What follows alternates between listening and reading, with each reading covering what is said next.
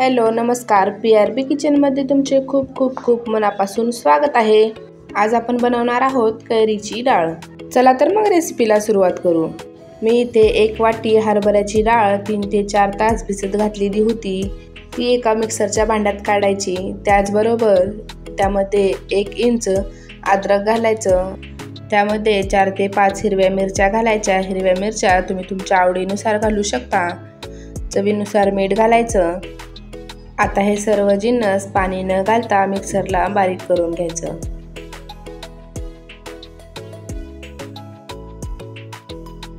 इथे आपली डाळ बारीक करून झालेली आहे। याला अगदी जास्त बारीक हे करायचं नाही, थोडंसं जाडसर ठेवायचं। आता हे मिश्रण एका बाउलमध्ये काढून घेऊ।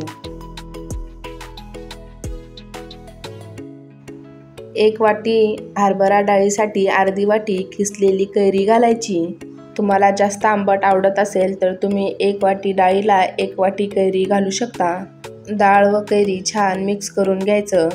ही रेसिपी आवडली तर चॅनलला नक्की सबस्क्राईब करा। त्याचबरोबर बेल आयकॉनही प्रेस करा, ज्यामुळे दररोजच्या नवीन व्हिडिओची नोटिफिकेशन तुम्हाला मिळत जाईल। डाळ छान मिक्स करून झालेली आहे। आपण आता येथे तडक्याची तयारी करू।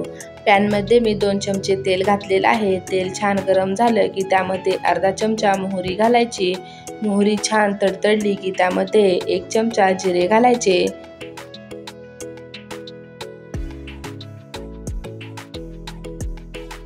जिरे व मोहरी छान तडतडली की त्यामध्ये 7 ते 8 कढीपत्त्याची पानं घालायची।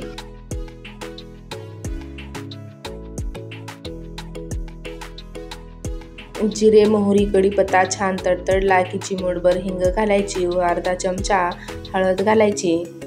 सर्वात शेवटी भरपूर अशी कोथिंबीर घालून छान मिक्स करून घ्यायचं। तडका छान मिक्स झाला की या तडक्याला डाळीमध्ये घालायचं व छान मिक्स करून घ्यायचं। हा तडका डाळीमध्ये छान मिक्स करून घ्यायचा। इथे आपली कैरीची डाळ बनवून तयार झालेली आहे। तुम्ही याला भाकरी चपाती सोबतही खाऊ शकता, त्याचबरोबर नुसतीही खाऊ शकता। ही कैरीची डाळ खाण्यासाठी खूप छान चविष्ट अशी लागते।